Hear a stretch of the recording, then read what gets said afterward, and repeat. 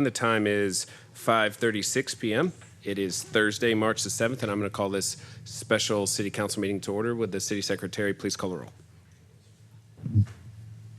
Mitchell, Here. Rizzo, Present. Heiser, Here. Zuniga, Present. Harris, Here. Parsley, Tobias. All right, 5 members present. We have a quorum. Next up is citizen comments period. Is there anyone who wishes to come forward? Seeing none, I'm going to close citizen comments period. Next up is executive session. City Council will now go into executive session to discuss items 1A through H pursuant to Texas Government Code sections 551.071, 551.072, and 551.087. That is pretty nice. Thank you. May I make a note that the train that just came through did not blow its horn? Sure didn't. That's the first time I've sat here and not heard that train horn. Yay. This meeting back to order. There was no action taken during executive session. There will be action taken now. I'd like to make a motion authorizing the city manager or designee to execute all documents necessary to acquire the property located at 2400 Daisy Lane from DFLC Incorporated for an amount not to exceed $2,650,000 in a form acceptable to the city attorney, and authorizing the city manager or designee to close on the property acquisition in accordance with the terms of said documents. Second.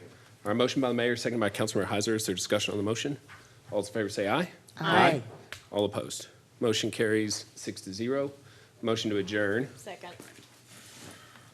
Second. All right, we are adjourned. Good evening, everyone. The time is 7:02 p.m. It is Thursday, March the 7th. And I'm going to call this regularly scheduled City Council meeting to order. Would all please rise for the Pledge of Allegiance? I pledge allegiance to the flag of the United States of America and to the republic for which it stands, one nation, under God, indivisible, with liberty and justice for all.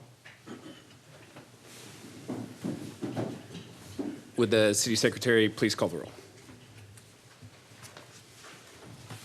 Mitchell, Here. Rizzo, Present. Heiser, Here. Zuniga, Present. Harris, Here. Parsley, Here. Tobias. All right, 6 members present. We have a quorum. I'd like to make a motion to excuse Councilmember Tobias from this meeting. Second. All right, motion by the mayor, second by Councilmember Heiser. Is there discussion on the motion? All those in favor say aye. Aye. All opposed. All right, motion carries 6-0. Next up, approval of the minutes. Normally Tobias does this, but he's not here. Mayor, I'd like to make a motion to approve the minutes for February 2024 City Council special minutes and February 2024 City Council regular minutes. All right, motion by Mayor Pro Tem, seconded by Councilmember Heiser that we approve the minutes. Is there discussion on the motion? All those in favor say aye. Aye. Aye. All opposed. All right, motion carries 6-0. Next up is citizen comments period. At this time, we ask anyone in the audience who wishes to come forward and speak to please do so. We ask that you limit your comments to 3 minutes and that you direct those comments to the mayor and council. We also ask that you fill out a citizen comments form and submit that to either myself or the city secretary. I have several folks who are registered to speak. First up is John Carter.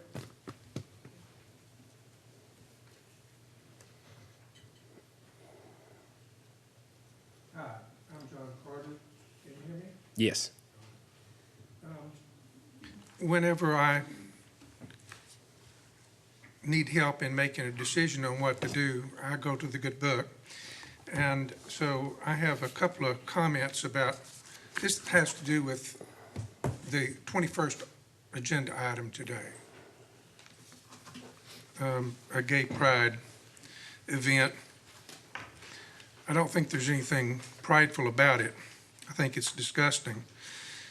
But the Bible has many references for me in this regard. In 1 Corinthians, it says, "Do you not know that the unrighteous will not inherit the kingdom of God? Do not be deceived, neither the immoral, nor idolaters, nor homosexuals, nor thieves, nor greedy, nor drunkards, not revilers, nor robbers will inherit the kingdom of God." In Ephesians, it says, "Therefore do not associate with them." but instead expose them. In the Old Testament, it's a little bit more harsh. In Leviticus 20, it says, "The Lord said to Moses, if a man lies with a man as with a woman, both of them have committed an abomination and shall be put to death. Their blood is upon them." The idea of celebrating a gay agenda is disgusting. It's a violation of God's will, and I hope that the body will dismiss it. Thank you. All right, thank you. Next up, Helen Sue Carter.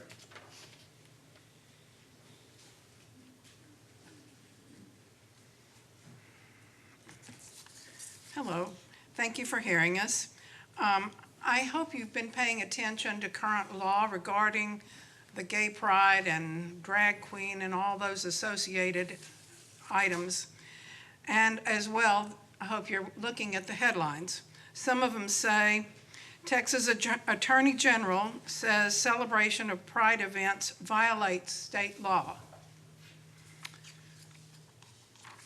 University of North Texas libraries cancel pride events to comply with Texas DEI ban. Texas governor signs anti-drag bill targeting all ages performances into law. Texas Governor Abbott signed Senate Bill 12 into law. It has penalties for up to $10,000 per violation if you host an event in which there are drag events there. And there's not any difference between pride and drag. It's all the same ball of wax. Performers and participants also face penalties. Lieutenant Governor Dan Patrick said, "I will not allow Texas children to be sexualized and scarred for life by harmful drag pride events." The final version of Senate Bill 12 goes into an extensive definition of sexual conduct. Is the city of Kyle willing to invite lawsuits by sponsoring illegal activities that the Texas legislature has outlawed? What is your purpose in exposing people, especially children, to men wearing scantily clad ladies' outfits and acting in sexually provocative ways? This is what this is all about. It's about the children. It's about grooming the children, destroying the children, so that our country can be made Marxist and be destroyed for the great Christian nation it is. This is a battle, and we intend to fight you on this. Thank you. Thank you. Next up is Stephanie McDonald.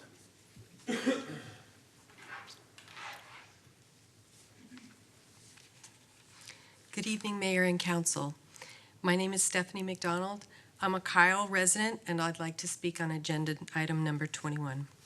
I'm here to urge the council not to direct the city manager to designate a Pride-themed Market Days event or any other Pride-themed event. It's not the government's place to politicize a city-sponsored event. It's called Market Days. It's a market. It's for shopping.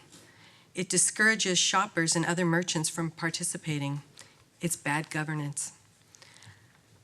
It's not about pushing an agenda that'll polarize and divide our community. The city has no business promoting a group of people's sexuality. That's a private issue. It's inappropriate to use market days to promote any group's ideology, whether political, sexual, religious, anything else. It's disturbing to know that any adult wants to expose their own and or others' children to an adult's sexual orientation and behavior. It's harmful to children. It sexualizes and confuses them. And if Councilmember Glenn Heiser really wants to promote a Pride-themed event, I ask you do it through your business on private property. I also wanted to say that I don't know why this is the last item on the agenda, but I'm here as a citizen and I'm requesting the item be moved to the top of the discussion. Thank you so much for your time. All right, thank you. Next up is Michael McDonald.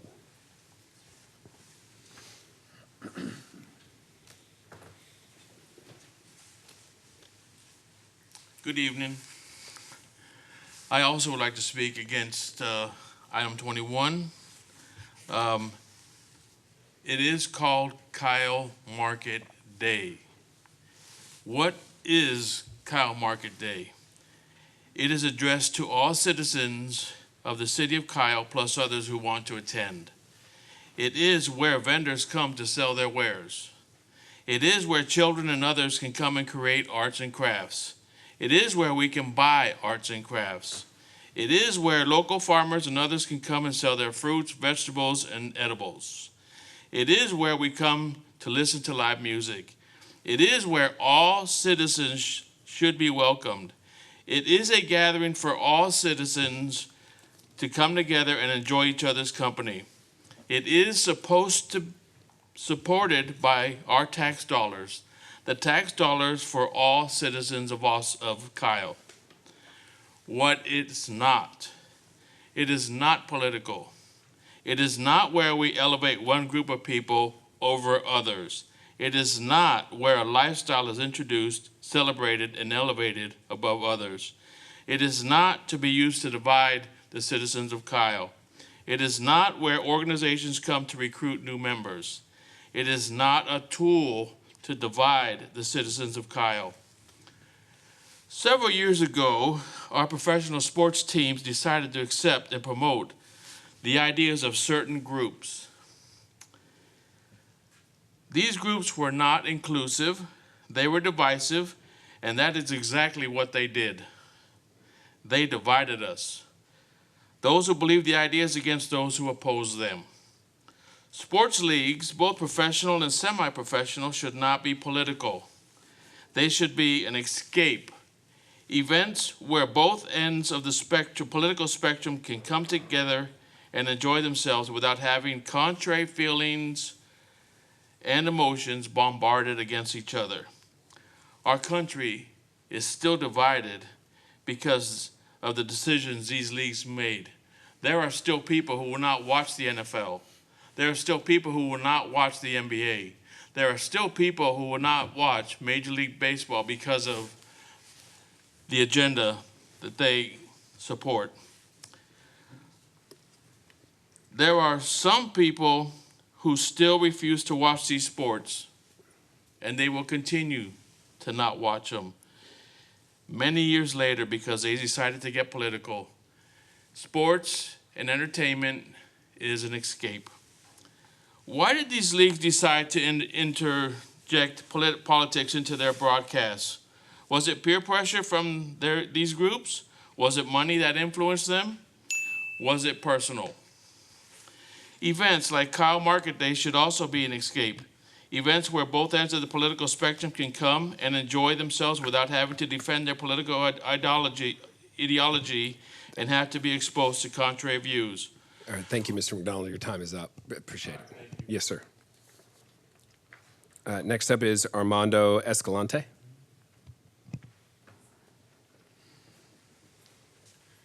Thank you, ladies and gentlemen. I'm speaking against agenda item number 21. And the reason why is because this particular thing lays the groundwork for municipal suicide, okay? And this is really not about, pride or whatever, they want to call it. This is really a communist agenda.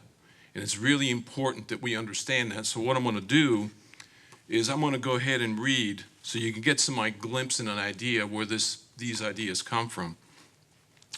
I'm reading from the Gay Communist News, okay, something they published, which was the Homosexual Manifesto that was published back in February of 1987.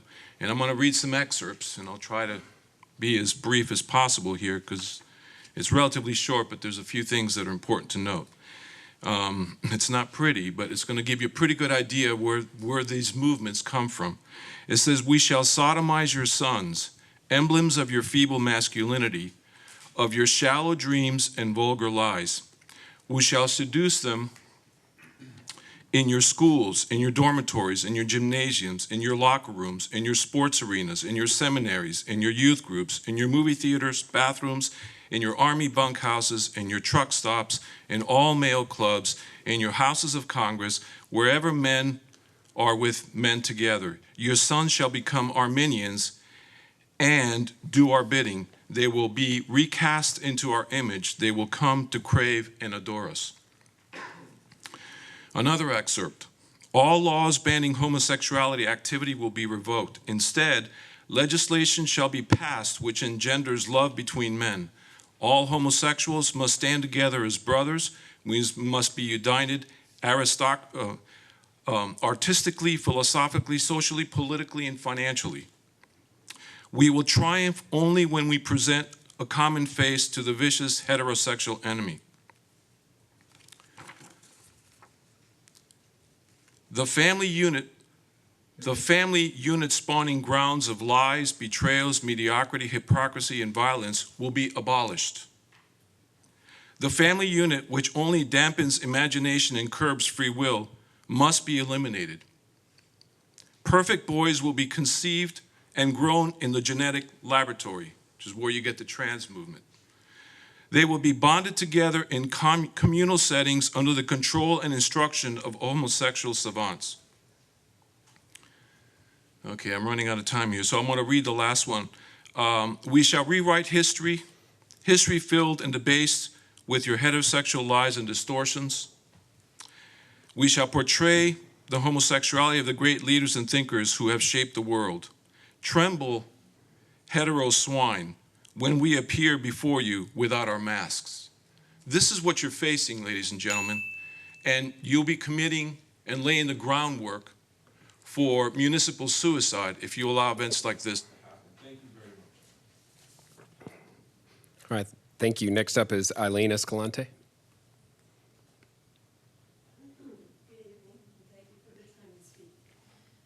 Make it pretty short. I think a lot of good things have been said, and I support all of them. I'd like to say, quote our founding father, John Adams, "Our Constitution was made only for a moral and religious people. It is wholly inadequate to the government of any other." We have had, over the last 200 years, the best country with the most freedom in the world. Okay, nobody's being oppressed in the United States.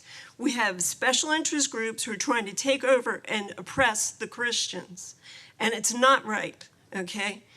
And sexuality belongs in the home, not in the public square, and the government should not be spending money, our tax money, to promote this type of event.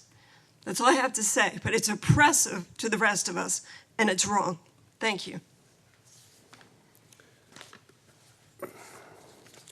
All right, that is all of the citizen comments forms that I have. Is there anyone else in the audience who wishes to come forward and speak? All right, seeing none, I'm going to close citizen comments. It is now closed. Next up is agenda order. Does anybody wish to request to move any of the items around in the agenda? I'd like to move up agenda item 21. Any objection to that? Thank you. All right, seeing none, we're going to start with agenda item 21, discussion of possible action regarding directing the city manager to designate a Pride Themed Market Days event in June 2024. Councilmember Heiser.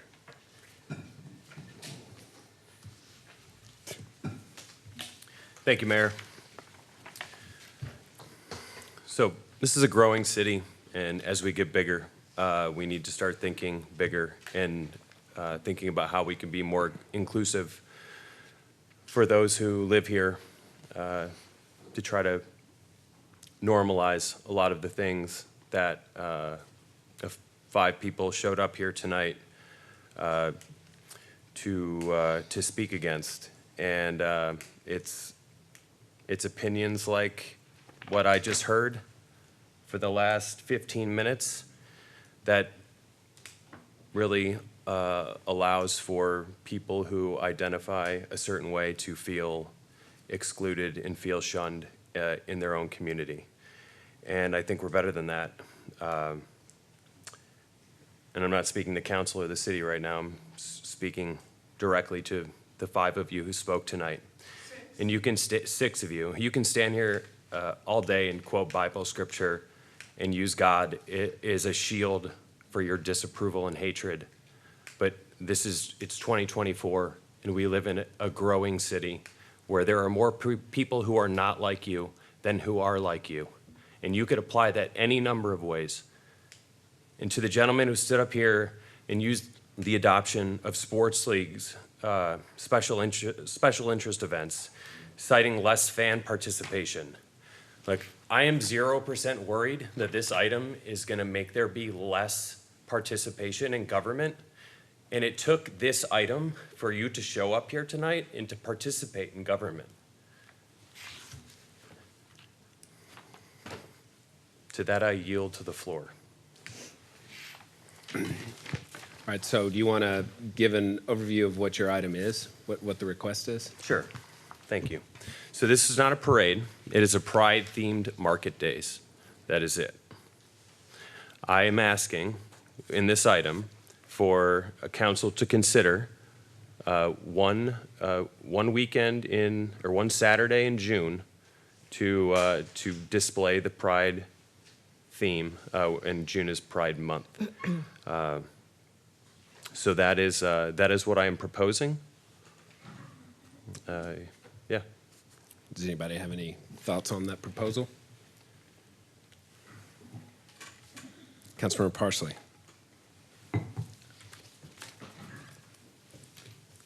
Let me make sure that my words come out correctly. So I wish that all of these events could stay out of our city politics. Back in 2022, I posted an agenda item to limit partisan booths and market days, just for the same reason as one of our speakers today came to say, when you go to a market days, you want to enjoy. You don't want to know who the person next to you is going to vote for, who are they supporting, especially when we have such a heated political climate, and we have had since 2020. You want to enjoy the music, the people, if you're buying a bread or fruit or a craft, and smile at your neighbors. But sadly, we live in a world and situations that we all have strong opinions. So I feel like sometimes my voice into these issues is a minority. We saw that when I tried to bring the prayer the last time, and we was really kicked out fast. So I would like to keep this out of our market days, just like, we don't have a straight people market days. So same thing that happened in December when, the menorah was added. I would like a nativity, and that wasn't added. So let's just listen to our taxpayers and try to avoid these issues and bring them back to our city. So if someone comes up here. Hang on. We're going to let everybody get to say their piece first, that wants to speak. I'm done. Okay. Additional thoughts? I'm sure nobody wants to speak on it, but here we are. We got to speak on it. It's on the agenda, so. I know. Hang on. No, we're not gonna. Mayor Pro Tem, we're going to just go one at a time. Okay. So I had to sit here and think about it for a little bit and think about everything that was said here and has been said so far. So it's no lie. I always wear my faith on my sleeve, always have. But one of the things that my faith has taught me is to love everybody, no matter what. And those words really resonate for me. When Jesus was talking to his disciples, they asked him, how do you get to heaven? And he made it really clear. It wasn't a hard choice. It says to love everybody like I love you and like he loves the church. That means that's unending love. That's love for everyone, every person, no matter who you are, what color, or who you are. Love is love, and you're supposed to love everybody no matter what. And I take that to heart. So some of the things that were said here today kind of upset me because, I mean, honestly, I can get up here and preach all day long because I've definitely done it before. But, you know, I don't ever look at anybody different. I look at everybody in the same lens. I think of everybody as my brother and my sister. I've never looked down on anyone in my life. And to hear some of the things I heard today, it's really upsetting, and it feels bad. But one of the things I do think I probably would get further behind is maybe a parade, because something that happens in all the cities. I think maybe something that, you know, I would love to see someone bring that forward if there was a need for it and a want. That'd be great. I definitely would support it. With the market days, I guess I'm kind of thinking about, you know, it being market days, right? And not associated with something else. But if we as a city wanted to support something else, when it comes to maybe a parade, I definitely would get behind it. So you would definitely have my support there on a parade, if you want to do a parade.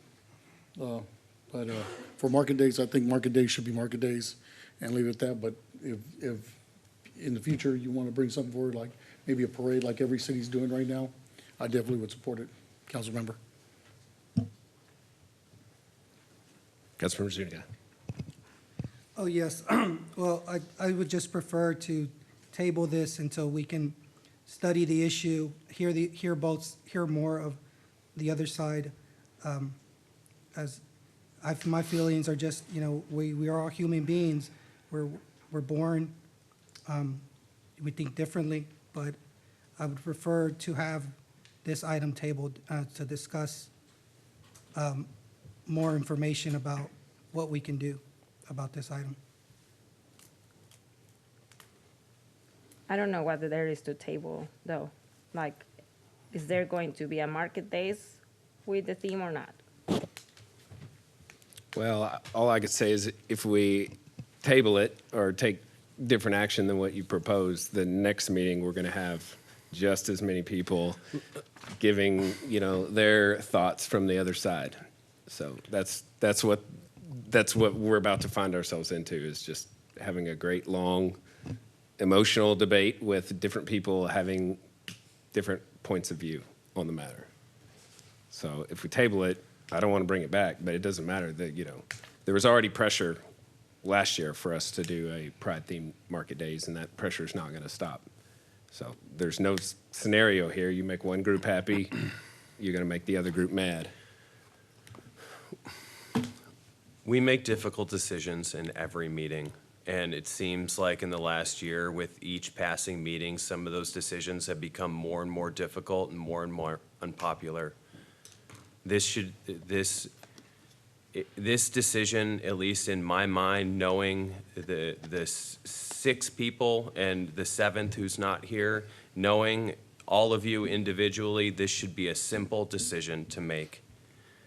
And if someone came up here in citizen comments and complained about the city's participation in religious displays as it pertains to the holiday season, it would be a cold day in hell before we would even consider that person's opinion, even if they are a taxpayer.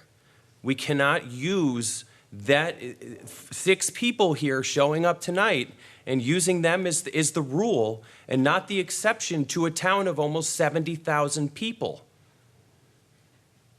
Because, moving forward, if we continue, if this does not move forward, and the reasons cited right now is why, I will call it out when this happens again, when we're going to try to take the easy way out and say that it's because of 6 residents.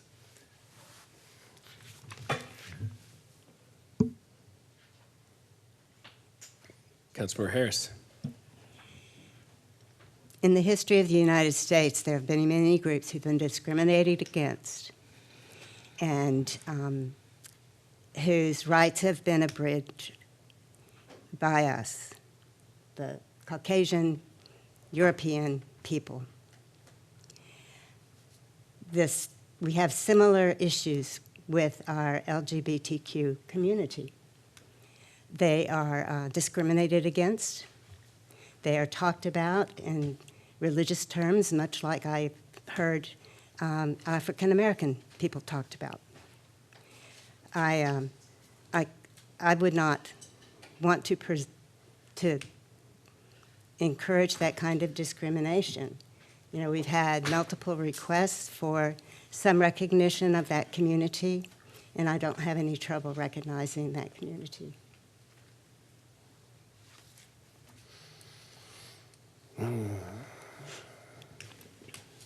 Well, Councilmember Zuniga, if we table the item and don't take a vote, then There's also another council member not here who,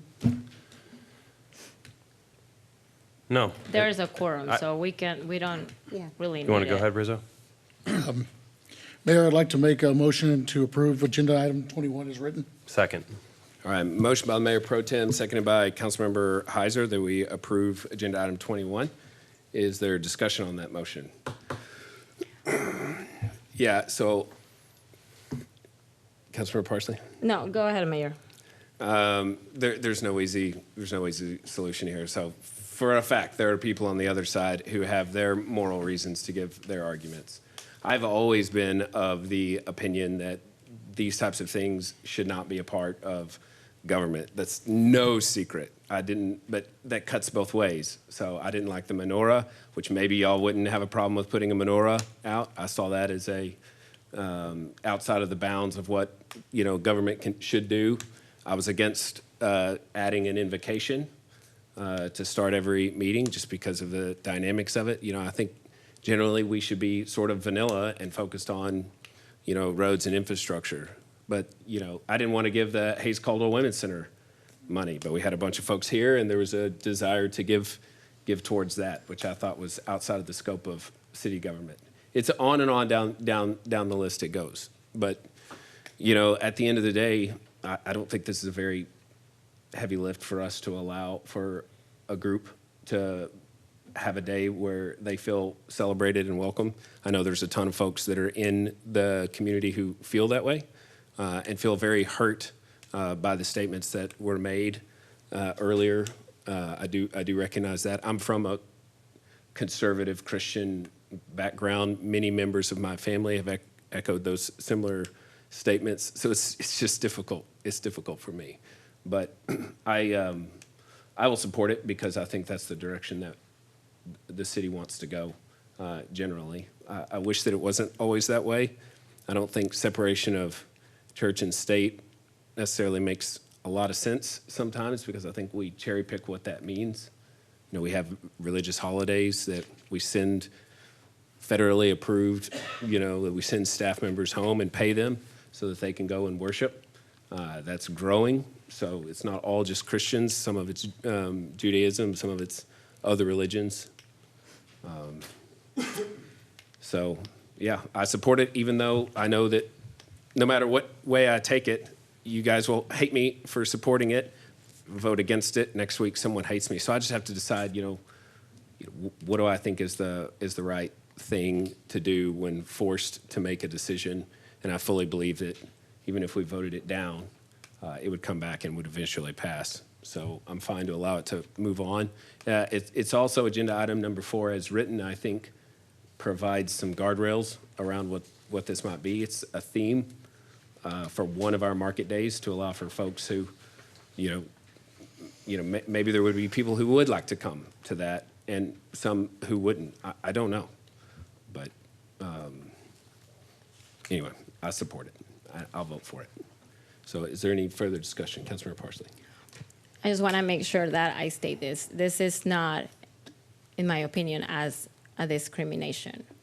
In this council, I don't know if Laura Lee knows that my best friend, my baby sister, she is gay. And she has my full support and has always had it. I love her to death. Most of you have met her and her wife. not ashamed. I'm proud of her. She has been in here in Hispanic Heritage Month dialogues. What I don't believe is that there needs to be a market days or a theme that celebrates, I don't want to sound harsh, who she decides to have sex with. So that's, in my opinion, how I see it. So I wish that I don't see the need to dedicate a theme for a market days to celebrate that. That does not mean I do not support it. She has my full support. I have plenty of friends who are part of the LGBTQ community. I wish, honestly, that these things could stay out of the things that we have to vote on. That's all I need to say about that. Well, I just think that the Market Days theme makes sense because the parade is, to me, that's a step forward, not a, this is just, allowing for decor to be placed and,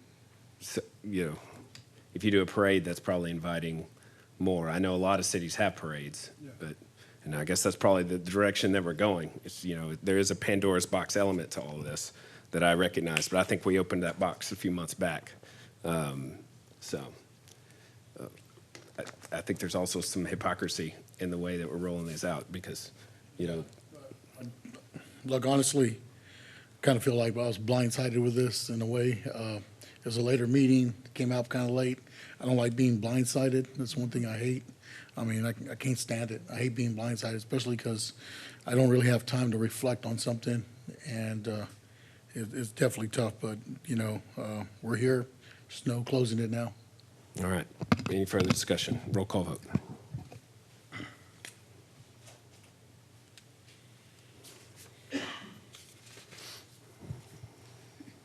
Heiser, Yes. Mitchell, Yes. Parsley, Nay. Zuniga,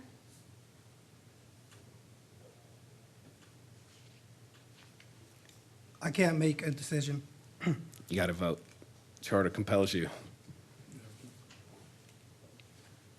Pick a side, Miguel. Councilman.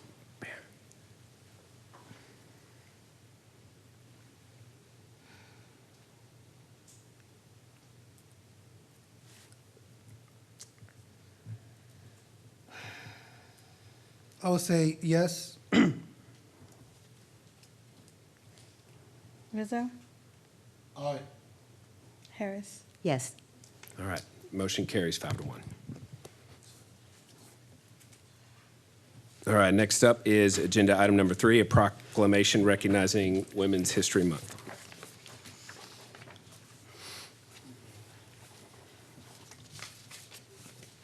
And I'll be reading the proclamation. All right. Councilor Harris. Whereas the City of Kyle encourages and promotes strong and inclusive communities that recognize and celebrate efforts to bring people together for a greater good and highlight the many threads in our fabric that make it strong and whole.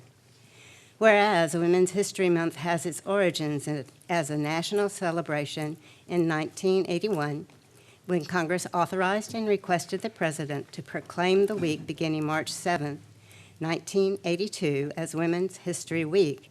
In 1987, after being petitioned by the National Women's History Project, Congress designated the month of March as 1987 as Women's History Month. Presidents have issued annual proclamations every year since, celebrating the contributions and specific achievements of women, specific achievements women have made over the course of American history in a variety of disciplines and fields. And whereas the City of Kyle has a rich history of many dynamic and great leaders, community servants, entrepreneurs, and business professionals, educators, and more that have made their influence felt and constructed the path for the city we are today. This includes Mary Lucy Kyle Hartson, the daughter of city founder Fergus Kyle, whom at the age of 72 was elected mayor of Kyle by a write-in vote in 1937. The great-grandmother served for most of 1937 until 1946, along with the all-woman city council elected in 1944. And whereas the National Women's History Alliance designates a yearly theme for Women's History Month, and this year's theme is Women Providing Healing, Promoting Hope. This theme is both a tribute to the ceaseless work of caregivers and frontline workers during this ongoing pandemic, and also a recognition of the thousands of ways that women of all cultures have provided both healing and hope throughout history. And therefore, be it proclaimed by the City of Kyle that the month of March 2024 should be celebrated as Women's History Month in appreciation of the many contributions and achievements by women of Kyle's community, as well joining in commemorating and encouraging the study, observance, and celebration of the vital role women have provided in American history. All right. You want to read the next one Yes, as well? let's All right, so the just next do item that. is a proclamation recognizing March 8th, 2024 as International Women's Day. Whereas International Women's Day is celebrated globally on March the 8th by those who believe in gender equality and who seek to improve the lives of all women throughout cultural, legal, economic, and social change. And whereas International Women's Day celebrates the collective power of women, pays tribute to their achievements, and recognizes the remaining challenges to further efforts for women's rights and gender equality, encouraging and mobilizing all people to contribute for positive change. And whereas the City of Kyle has women who have shattered glass ceilings, challenged societal norms, and paved the way for future generations, including our own Mary Lucy Kyle Hartson, who was at one time the only woman mayor in Texas, elected on a written vote, and served alongside an all-women city council, during which time they built a municipal water system, installed street lights, updated the fire department, and kept the city clean.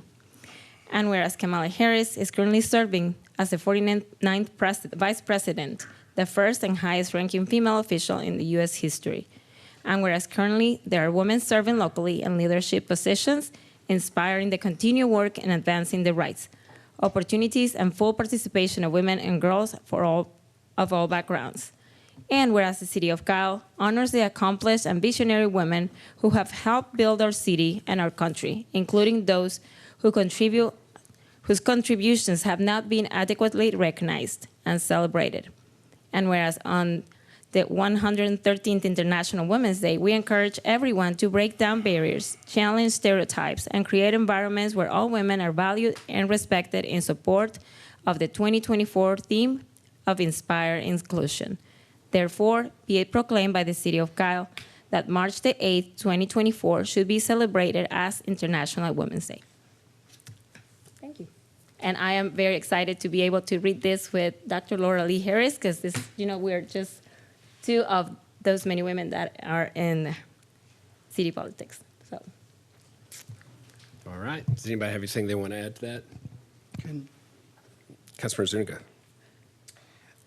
I've had another thought, and I think I'm going to change my vote, because I do remember standing up here on the council, and a prayer was not allowed. So for that same reason, I want to change my vote to agenda item 21. All right, well, to change your vote, you got to have a motion to reconsider, and it's got to get seconded and be allowed to retake the item up again. I want to make the motion to reconsider my vote for agenda item 21. second. All right, there's a motion and a second. Motion by Councilmember Zuniga, seconded by Councilmember Parsley, that we reconsider agenda item 21. Is there So any again, discussion on not that? because of any discrimination or any oppression or not having friends that are gay, but when I was up here on the dais, we did ask for a prayer. That was not, we decided not to go with that. So because of that, I don't want to have it one way, not the other way. So that's all I'll say to that. All right, the motion to reconsider has to pass before we can do reconsider. So if there are no objections, all those in favor say aye. Aye. Aye. All opposed? Nay. I didn't catch your vote, Mayor Pro Tem. All right, motion fails 3-3. All right, next up is agenda item number 5, receive a report from the Kyle Area Youth Advisory Council regarding their newly selected capstone project. Mr. Elizondo. Thank you, Mayor and Council. Jesse Elizondo, Assistant City Manager and Staff Liaison to the Kyle Area Youth Advisory Committee. We had tonight for this item, the kayak met on February 21st. They had a great meeting. They went through a whole bunch of items. One of those items was attached to an item in their bylaws where the kayak every year picks a capstone project that benefits some facet of the community. And so they had a long discussion of that capstone project, and they picked one and they voted on it. And we have 2 representatives from the kayak tonight, Gavin and Anthony, who are going to come up here, and they wanted to let the council know what their project is. And I will let them stand up here and outline it for you guys. So hi, my name is Gavin. I am the marketing chair for the kayak board. Hello guys, my name is Anthony Jaramillo. I'm the vice president of kayak. And so I'm here to talk about our capstone project, which is, so as a group we all decided to adopt a park, which means we take care of it, we clean, and then after all of that, we get a plate, and it has our name, our group name. And so after all, we were thinking as our final project to put rock stones on the side of the trails of the park. And so I don't have my notes with me, so I don't have all the dates, the specific dates. And it's just a way, we just want to say that that's our final project.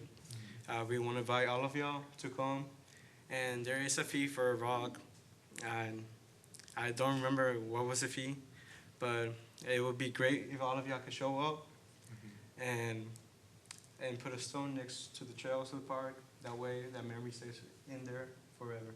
Yeah, we feel it would be a great event for the community to get together. Basically, you just come, you can donate to, paint a rock, customize it, etch yourself in it forever. And we feel it'd just be great for the community to get together, also to get the word out that kayak, it's back. It was gone for a few years. And all the proceeds from all the donations, because it's sort of also like a charity event, all the proceeds would go towards the Forever 15, right? The Forever 15 Foundation, which is causing awareness for fentanyl, right? Yeah, okay. That's right. Causing awareness for fentanyl. And so we just think it would be great for everyone to come out. We're going to try and get sponsors, and we would love y'all's support on that event and on our projects. All right, awesome. Does anybody have any feedback? So I guess just whenever, Jesse, if you can let us know when the event will take place so we can put it on our calendar or send an invite. We'll certainly let council know, and if you haven't been to a kayak meeting, it's a handful of very impressive young men and women, and this is just one little thing that they're doing. They look over council agendas, and they give the youth perspective of the community. So we'll definitely let council know for the capstone project, and then we're also, the kayak also talked about maybe getting some sponsorships and stuff to help raise a little bit more money for the foundation. Awesome. Anyone else? Councilor Heiser. Hey, Jesse, will this event receive the same promotion as any other city event in terms of social press release? Yes, absolutely. We're going to work with our communications department. Okay. All right, anyone else? Just one last comment. So I want to thank Jesse for all the work he's putting with Kayak. We're very excited to see Kayak as active as it is. Also, Councilmember Heiser for bringing it up. I would like to say happy birthday to Jesse because his birthday is today. And we have something for you, Jesse. We would like for you to open it. No. If you don't mind showing. Yes. Happy birthday.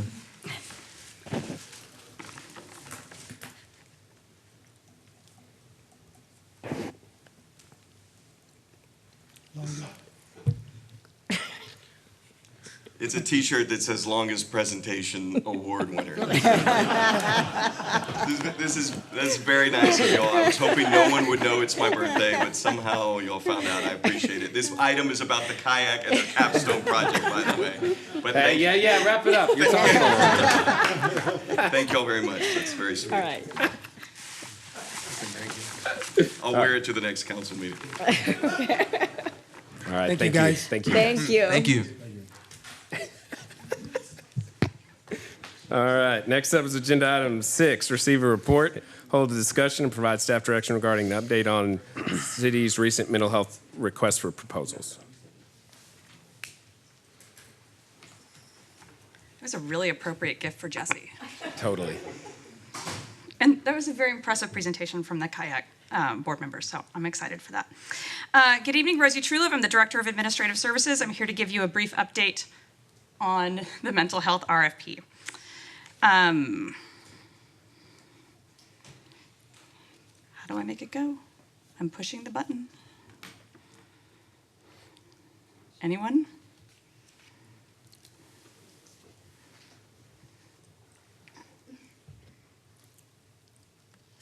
Okay, I was doing that.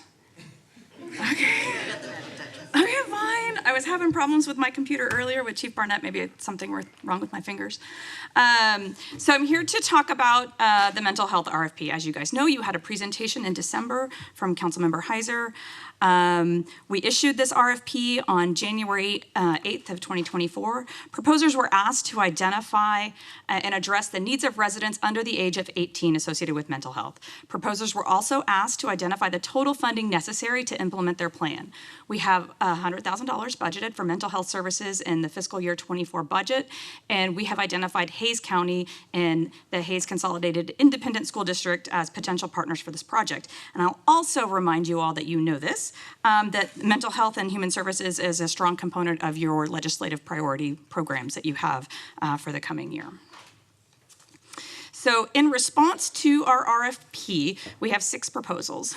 Communities and Schools of Central Texas, Gramercy Specialty Clinic, Hill Country Mental Health and Development Disability Centers, True Care 24, Betty's Co., and the Youth Advocate Programs. I'm going to briefly go through each of these proposals so you have an idea of what's contained in them. From Communities and Schools, this is services to be provided primarily in schools. In-home visits are available as appropriate. This will be provided at no cost to residents. We anticipate with their program that they've presented that they would be providing services to 30 residents and families, all under the age of 18. The proposed cost for their programs, for the 2 different slight iterations of their programs, $475,000 for the, I want to get the acronym correct, for the Student and Family Support Coordination Program, which is not currently funded, and $272,500 for the ISS and mental health and wellness programs. The Gramercy Clinic provided a proposal which would provide for services primarily at a South Austin clinic. There would be opportunities for in-home and or school visits. The cost to residents would actually be billed to insurance. They anticipated serving 210 to 225 clients per week, all under the age of 18, at a proposed cost of $381,000. The Hill Country Mental Health and proposal provides youth wellness centers created by the program at reduced or no cost to eligible residents. The number of clients they anticipate serving is approximately 100, all under the age of 18, with a proposed cost of $465,000. The True Care 24 program is a mobile mental health clinic. From their proposal, it is unclear what cost, if anything, would be to the residents and an undefined number of clients to be served, but again, all under the age of 18, with a proposed cost of $291,000. Betty's Co. is a mobile clinic that they're proposing 2 days per month in telehealth counseling services. Cost to residents would depend on the services provided. A certain number of free visits would be allocated each month. The number of clients to be served would be up to 48 standard visits per the 2 site days and up to 735 counseling sessions per month. Demographic of the residents, again, under the age of 18, but this is more of a health program for females at a cost of approximately $100,000. And then lastly, the youth advocate programs is providing primarily at the youth advocate program offices or in-home, but school and telehealth visits are available. This would be a program at no cost to residents with approximately 28 clients served annually, all under the age of 18, at a proposed cost of $100,000. We want to discuss with you some options for how we would move forward on this. The first option would be for staff to review the proposals and bring back a recommendation. Second option would be for a council task force to review the proposals and make a recommendation, or option 3 being a joint panel of city, county, and school district officials to review the proposals and make a recommendation, or other, if anyone has any suggestions or ideas on that. The staff recommendation would be option 3, where we would take the proposals that we have in hand and work with our collaborative partners to see how we can bring some program options back to the city council. And that concludes my presentation, but looking to get some feedback on the potential options for moving forward. Okay, Rosie, does anybody have any comments or feedback?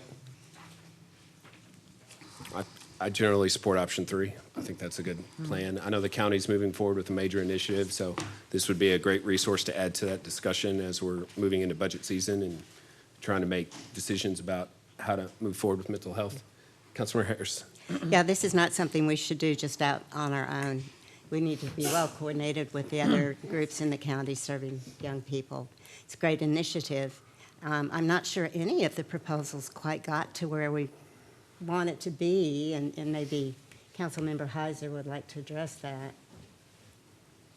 They seem kind of vague. There's more detail that's in the proposals that we would discuss with as we're considering the evaluations, and we would build on them for whatever recommendation we brought back. I did intentionally keep it at a high level for the purposes of the meeting. Okay, thanks. Yeah, we haven't seen the proposals. Did anyone else want to go? Councilmember Heiser, go ahead. Okay. Look, I'm all for the spirit of option 3,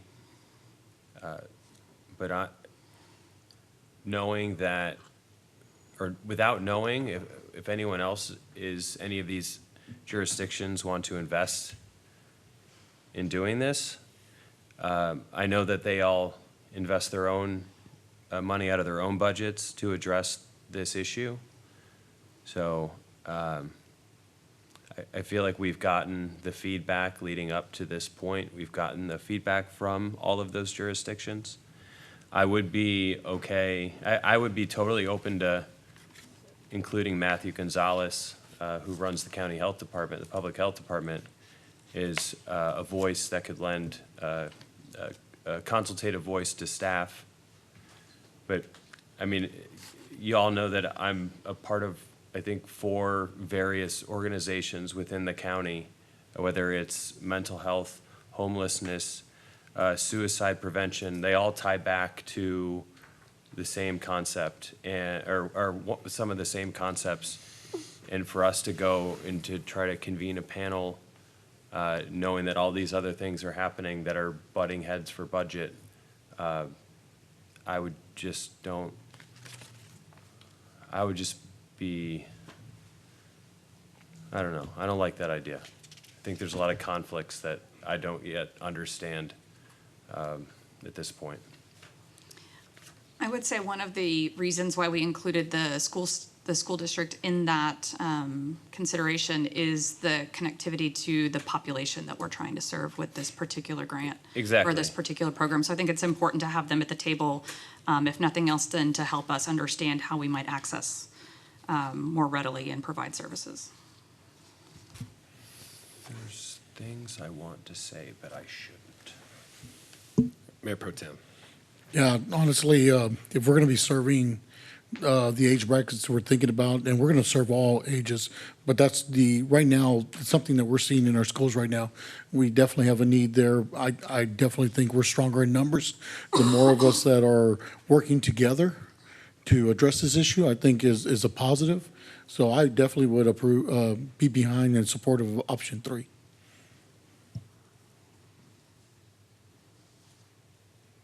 All right, any additional comments? When will we review the proposals? When we receive them? We can bring back, or I'll work with the city manager on a timeline associated with that. I think we wanted to get some perspective on the path forward, and then we'll report back on a timeline to give you guys an idea of when it would be coming back to you for recommendation. So I'm still in favor of option 3, the collaboration, interlocal, and I understand ISD being involved because of the youth population. Councilmember Heiser. I should have said this before. I think there's at least 3 of the entities that submitted that already have existing contracts with with the school district, with the county, and one of them has contracts with both of them. So instead of creating a joint panel, could we be okay with staff asking for feedback based on their experiences of working through the duration of those contracts? Councilmember Harris. I want to assure that we're just not duplicating services that are already out there, and that we're either providing something unique or we're very clear about which services we're enhancing. And I think without the school system, we don't really know that. We do, because the school district only provides services within the hours of 8 and 5 p.m. And the school district, through their contracts with TCHAT, which is a state-funded, subsidized telehealth, it's telehealth therapy. Kids only get X number of sessions. I think it's 4. And then with communities and schools, which is another contract the school district has, the kids get therapy within the schools at 10 schools within the school district, but there's a maximum of how many sessions they get. So at some point in time, they are no longer able to receive any sort of mental health support through the school district because of the limitations of the programs. So we've met with the school district already. We've met with the county, with 2 county commissioners, with the 2 people from the school district. Look, I'm going to go with whatever the majority here decides, because this needs to move forward. This issue is too important not to. But I can assure you, I spent 6 months meeting with the exact same people that you guys are wanting to be a part of this panel. And again, I'll be perfectly fine with it. I just don't want this to slow us down, because we're bringing more people into the equation when we have the ability to make a decision. That's all. Can I add something? Councilmember Parsley. Have we reached out to our charter schools within the city of Kyle? Because those certainly do not have some of the resources that the ISDs have. And I believe that there is a lot of potential for us to help. I work in a school that does not have those resources and can definitely benefit out of that. I noted.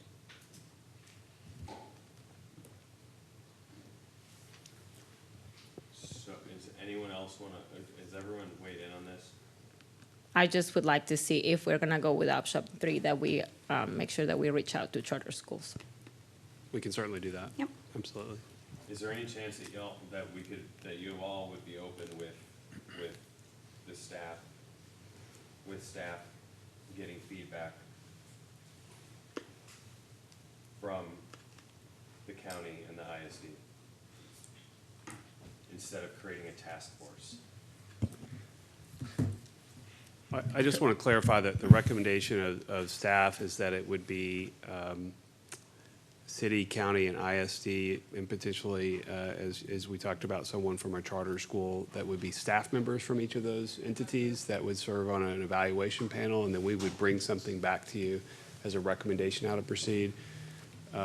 If the request is that it just be staff, and then we just ask them opinions about that, but not have them on the evaluation panel. I just want to make sure I understand what the request is that you're asking us to do. So for staff to reach out to the individual entities like schools and talk to the counselors, is that what you're saying? Well, I think what we're recommending is that we would have a staff member from each of those entities that would be on the evaluation panel. We would all fully evaluate each proposal, potentially have interviews done with the firms that were making the proposals to us, and then we could come back to you as a council and say, here's the recommendation from that diverse group of people. If it's just asking people from these entities, what do they think, it's difficult because they won't be really evaluating it. So I just want to make sure I fully understand what the request is are we looking to have them be part of the evaluation or just simply interact with them on the final one that we have? I mean, I'd want to know what the council wanted to do in that case. I don't know that they need to be a part of the evaluation again, and I'm just like, no, this is not my baby project, it's theirs. But what I would like to see is whenever we have the resources available, for them to be available to additional schools besides the ISDs. That's all. Mayor Pro Tem. For me, it's getting the feedback and letting them be a part of the process, because when you're included, you're more likely to put in the work and want to give more feedback and do some research on your own as well, if you're one of those members on that task force. For me, I'd be in support of bringing everybody into the table. And I think I'm going to regurgitate what I just said was we're stronger in numbers. I think we working together in partnerships, especially because we don't work with those kids every day, the school district does. So having those partnerships involved can actually help us steer in the right direction. If not, we're guessing. And I just don't want to see us guessing. If I can say one more thing, Mayor, Mayor Pro Tem, the idea here was at some point for Brian to present this to Commissioners Court and to ask them to participate. So that's kind of where the rub is for me, is like, I want to ask these other jurisdictions to participate financially in this project. But so that's where I'm having a hard time. If we're going to bring them in and let them have a say in the final selection, they've had us, all of the questions have been asked to the right people within those entities on what they're doing, how it's working, what's not working, like how many kids are falling. All of the questions have been asked, and now I would rather ask them to participate financially, and then if that's the case, then let's bring them in. Yeah, honestly, it's going to be everything. It's going to be financially, it's reviewing who we go with, and if they're putting money in it, they're going to want to know who they're hiring as well.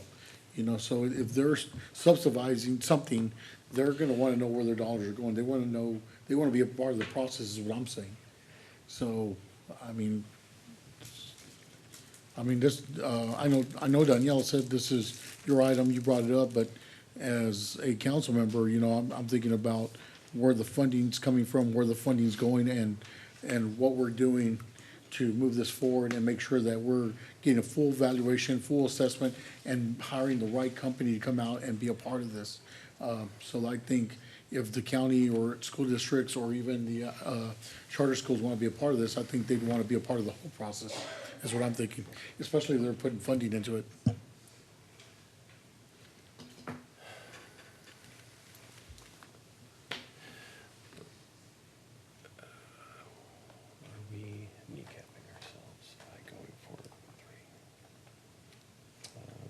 Mayor, I'd like to make a motion to direct staff. I need the options, the specific language from option 3. I think, did we lose that? Do I need to make a motion, or do we just, No. with this, because it's just under presentations? So I'll read what option 3 is, which is the concept of a joint panel of city, county, and school district officials reviewing proposals and making program recommendations. Okay, well, I'm definitely not going to be able to repeat that out loud. Option 3 as presented. Option 3 I'd as like- stated is Okay. probably sufficient. Mayor, I'd like to make a motion to direct staff to move forward with option 3 as it relates to the mental health request for proposals. All right, motion by Councilmember Heiser, seconded by Councilmember Parsley, that we direct staff to proceed with option 3. Is there a discussion on that motion? All those in favor say aye. Aye. All opposed? All right, motion carries 6-0. Thank you. Thank you. All right, next up is the consent agenda. Does anybody have any items they wish to request that we pull and discuss? Motions? Mayor, I would like to make a motion to approve consent agenda from item 7 through 16. Yep. Second. All right, motion by Councilmember Parsley, seconded by Mayor Pro Tem, that we approve the consent agenda as posted, items 7 through 16. Is there a discussion on that motion? All those in favor say aye. Aye. All opposed? All right, motion carries 6-0. Thank you. All right, next up is agenda item 17, consider approval of a resolution authorizing a methodology of the intersection improvements at Marketplace Avenue at Kyle Center Drive, Marketplace Avenue at 1626. Mr. Barba. Good evening, Mayor and Council. Leon Barba, City Engineer. Mayor and Council, I think most of you have driven through that intersection at Marketplace in 1626, especially on the south side. It became more of a problem as a development on that southwest corner started building there, Chipotle's and all the rest of the restaurants and the businesses that have been starting to build in there. So for some time, I've been kind of watching that intersection just get worse and worse as trying to handling the traffic that we have going through there. So we have some options that we want to present to council, and I want to show you some solutions that we may have to fix some of that problem there. Of course, the background is there's lack of a northbound left turn vehicle storage from Marketplace onto 1626. You just have one lane there. Traffic waiting to make the northbound left turn blocks the intersection at Marketplace at Kyle Center Drive, impeding the flow of traffic to and from Kyle Center Drive. It's creating traffic conflicts and safety hazards. We've had 15 crashes since December of 27. That's the ones that are recorded. There may have been other minor accidents, but they weren't reported. So that's roughly, 2 a year, but I anticipate it's going to get worse in that particular intersection. Right now, it's about 350 feet from Kyle Center to 1626, and the recommended minimum distance should have been 600 feet. This is one of our recommendations. Install traffic delineators on Marketplace to prevent left turns from Kyle Center Drive. This means that traffic going, I'm going to say east-west, is not going to be able to do that anymore. They'll have to make the loop through one of the cross cuts in the medians or on the north side of the intersection there at Kyle Marketplace, Kyle Marketplace at 1626. Leon, so you're just saying that no one can go east and west across, so you can't just cut straight across? No, sir. That eliminates a couple of left turns that to help reduce the intersection conflicts that you have there. We're going to use delineators, or we plan to use delineators. They're not very attractive. They're just sticks on the ground, and they do get hit, so they are a maintenance issue. They will become a maintenance issue. Yeah, we have delineators on the frontage road, and they're down to about 10% of the inventory is left. That's right. We thought we would do this and try this, and the good thing about this is if something doesn't work out, they can be easily taken out. But that's one of our solutions, is to try to eliminate that left turn lane from Kyle Center. Additionally, we did look at the intersection itself. We can put another lane in there, and we would have 2 left turn lanes and one still going straight ahead and then one turning right. There is enough room in there to put the 4 lanes in there. The only thing is that we have to add a traffic signal.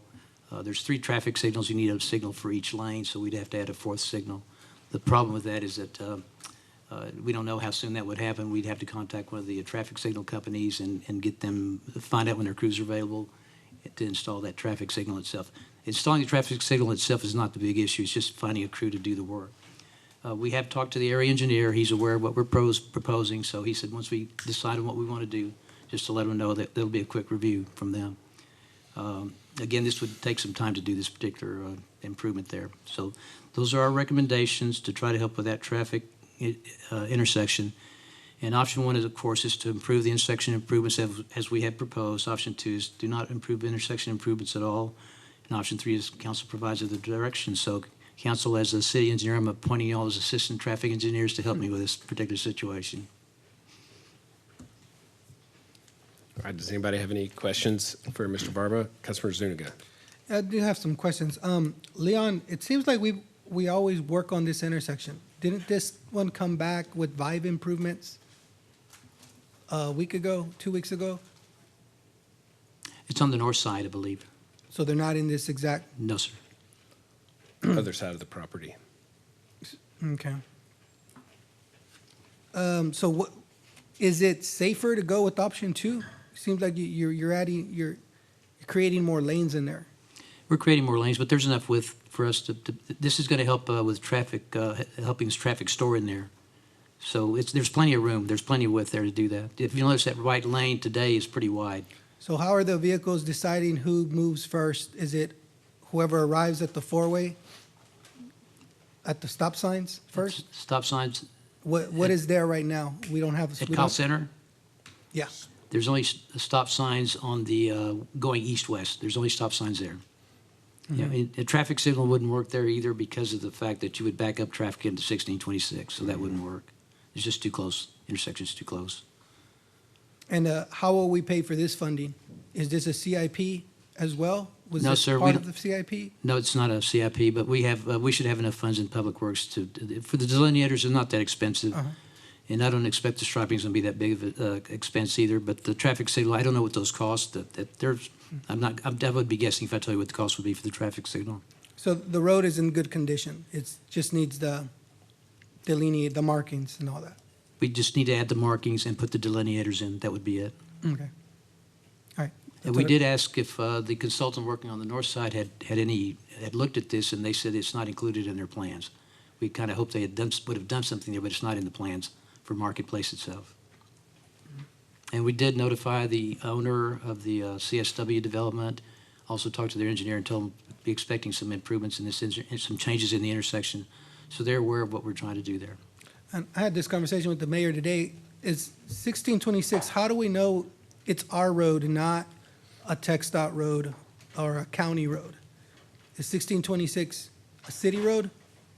It's TxDOT's road, but we have to maintain the signals. So for the repairs, who's repairing that road? 1626 would be TxDOT. They always do the overlay and the pavement that breaks down? Is that, That is correct. That's their responsibility. okay, And Marketplace is ours. gotcha. Could you go back into the options just so I can see?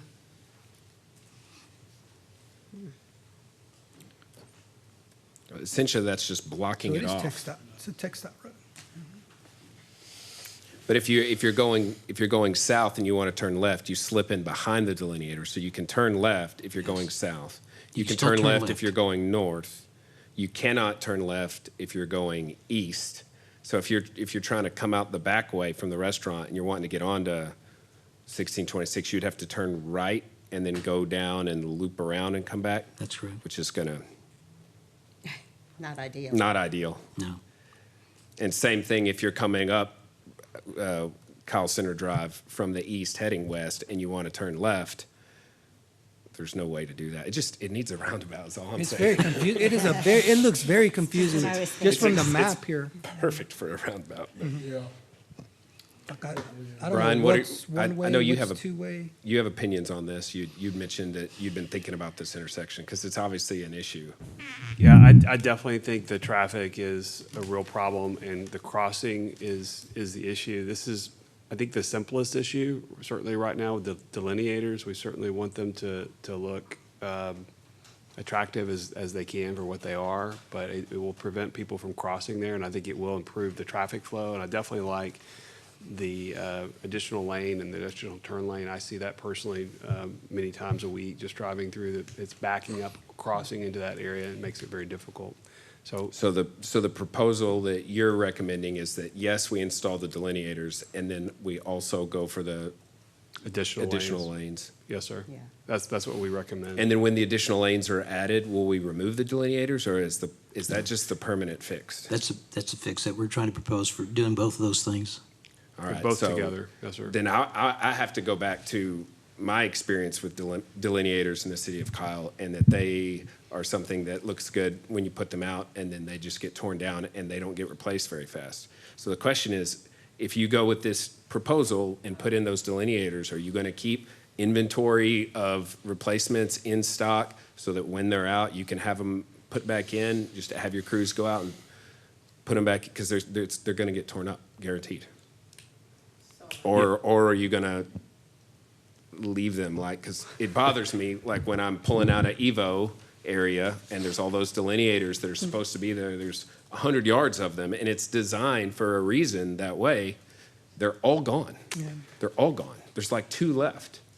No, it's a fair point. I mean, if we put something out, we need to maintain it and keep it up in good working order. So we definitely will do that, and we should be doing it for the other delineators too. If they're out there, Well, they need to be. the only fixed. reason I haven't like complained to you about it is because it's a TxDOT road. So I didn't know if maybe TxDOT put them out. I actually had the thought just a couple days ago. Okay. But this is a city road. So there's no one for us to set, to point the, this is Marketplace, which is a city road.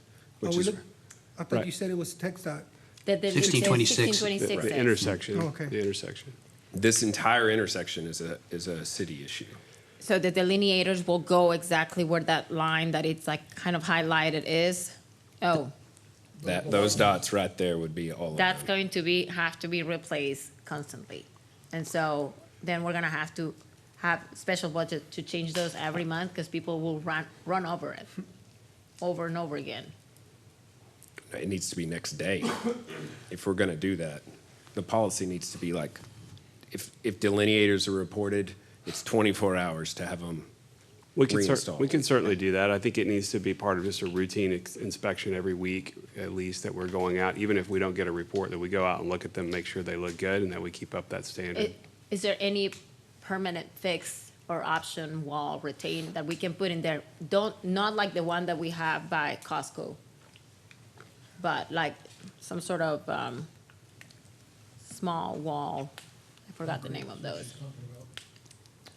You're probably talking about some curbing that we could put in there. And Yes.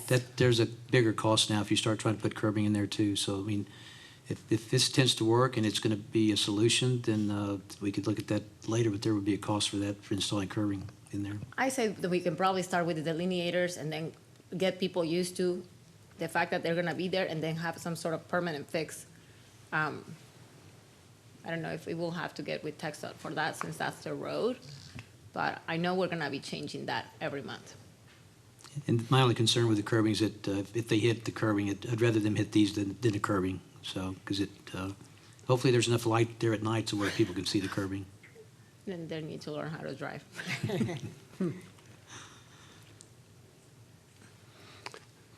This is why we brought it to you. It's difficult. There's not a real easy solution here that I think Well, I tell you what I would out do, there. if it was me, is maybe go ahead and approve the delineators, but analyze it for a roundabout. In the Marketplace Avenue budget, the extension budget from the 2022 roads bond, there was a couple $1 million for right-of-way acquisition, and we just negotiated a deal with Sheldon Tanglewood and St. David's to acquire their right-of-way at no cost.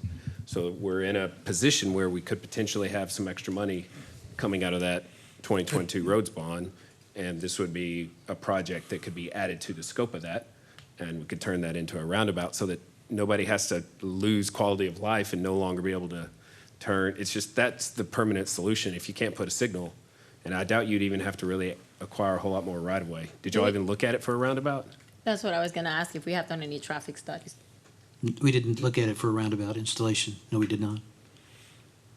Could we wait on this for just a smidge longer and have you go and take a look at it? Well, my recommendation to you is we could certainly take a look at it as a roundabout. My recommendation is proceed with delineators. There are accidents there. It is a traffic hazard, I believe. And All right, go can you ahead go and back to move forward can you go back those. to the options? And to proceed with that, and then we could bring you back some options. If we were to do a roundabout, it's still a couple of years away before something like that could actually occur. All right, so can we make a motion to do option one and to direct you to study it for a potential of a roundabout? Certainly. All right. Second. All right, the motion was made by the mayor, seconded by Councilmember Parsley, that we approve agenda item 17, option 1, and to direct staff to analyze that intersection for the possibility of installing a roundabout. I didn't want to use money right away with the road bond yet for things moving forward until we have a better idea of where we are with that money on those road bonds. I'm just afraid that we start spending it on drafting the new plans. I understand why we need it, but I agree with you. I just think that this is a terrible solution for us, it's long-term. very terrible. But man, but if we I don't spend, like but if we- anything about it. Look, I know you don't want to spend the money, but this is actually a safety issue that we're dealing with. I get it. And, you can't put a price on safety.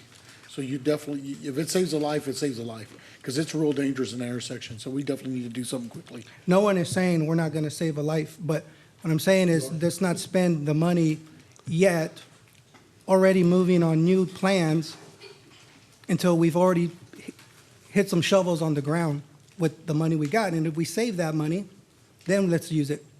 Because there are a lot of areas that are dangerous, not just this area. But And if you'll recall, on the east side, I think it was the Bunton Lane, we added extra turn lanes there from the scope. We increased the scope, but it was identified through the project that we would have the funds. And you certainly don't want to take my word for it. Right. But if it's the case that we maybe don't have to acquire a lot of right-of-way or relocate a lot of utilities, and it's really just some flat work to make that happen, there's at least a possibility that it could be a fairly affordable roundabout to put in there. So the direction, just as a reminder, is to analyze and bring back your thoughts. So, all right, any further discussion? All those in favor say aye. Aye. Aye. All opposed? All right, motion carries 6-0. Thank you, Leon. All right, next up, agenda item 18, first reading. Consider approval of an ordinance amending the city's adopted budget for fiscal year 23-24. Consider approval of an interlocal agreement between ESD5 and the city of Kyle to reimburse purchase of a hazmat trailer and hazmat supplies not to exceed $59,290.04. Chief Barnett. Mayor Council, Jeff Barnett, Chief of Police for the record. I also have with me here for assistance William Patabas, our Emergency Management Coordinator, with whom did a lot of this work with Amy Alcorn-Reed, our City Attorney. So in August of 23, during the budgeting process, the City Council voted to amend that current budget and added funding for a hazmat trailer and associated hazmat supplies for the Kyle Fire Department ESD number 5. We're asking you tonight to consider a language amendment to allow for that funding to be issued in a reimbursement account to the fire department so that they can purchase their equipment.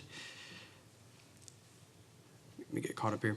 So we're recommending that the language be amended to reimburse the Kyle Fire Department for the purchase of that trailer mentioned by council and the associated supplies. They know better what type of equipment that they need and how to keep and maintain and store their equipment and make it available for use in the years to come. You will also see in your backup material drafted by our city legal counsel an ILA that will cement the roles and responsibilities of both parties, being the city and Kyle Fire Department as ESD5 for the purchase of that equipment. The amount of money is $59,290.04. All right, thank you, Chief. Does anyone have any questions? Motion to approve. I'd like to make a motion to approve agenda item under 18. Second. All right, motion by Mayor Pro Tem, seconded by Councilmember Harris, that we approve agenda item 18. Is there discussion on that motion? Yeah, I just want to say this is something that's really important when we're thinking about our environment. Anytime we have a hazardous spill, to have this resource, it's definitely a win for us as a city. So that's it. All right, anything else? All those in favor say aye. Aye. All opposed? All right, motion carries 6-0. It'll have to come back for second reading because we don't have a unanimous 7-0. All right. Next up, agenda item 19, consider approval of task order number 6 to American Structure Point, Inc. for PS&E design of the BB Road East project of the 2022 road bond program in an amount of $730,306.13. Mr. Cantalupo. Good evening, Mayor, Council. For your record, I'm Joe Cantalupo. I work for Cafries and Associates, and I am the program manager for your bond program. This is the first of 2 items related to BB Road. Joe, do you want me to open that one up as well? So Yes, you can Mayor, discuss them because both. it looks All like right. they're in reverse order. All right, we're going to bring up agenda item 20 as well. Consider approval of task order number 7 to American Structure Point on the BB Road project out of the 2022 road bond program in an amount of $3,547,398.02, authorizing the city manager to execute documents. All right, go ahead. So the first one up on the screen is Task Order 7, and it is, as the mayor said, for $3.547 million, 398, a little bit after that. And this is for the portion of, well, let me back up. This is part of the bond program that included 8 transportation projects throughout the city.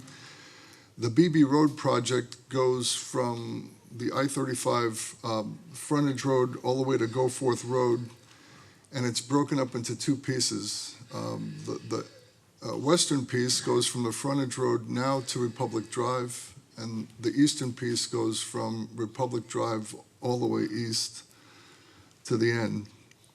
This is actually Task Order 7, and as a reminder, again, it goes from Republic all the way out to Green Pastures. It is something that you approved the alignment and the core design for back in January. The schematic was completed in December of 2023. And this task order, number 7, and the same with task order number 6, progresses the final design, which is plans, specifications, and estimates, which we commonly call PS&E, forward. It's anticipated to bid in the summer of 2027 and be completed in 2030. Again, the task orders for development of plans, specifications, and estimates.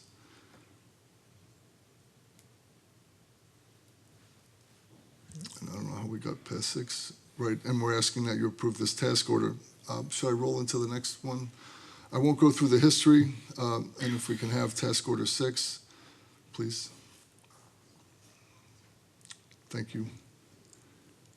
This is in the amount of $730,306.13. And this is for the western section, which goes from the IH-35 frontage road to Republic Drive. Again, this the alignment and design were previously approved by council. The schematic was completed in December. And again, this forwards, this task order allows the project to go into final design. And this is anticipated to be bid November 25 with delivery in June of 2028.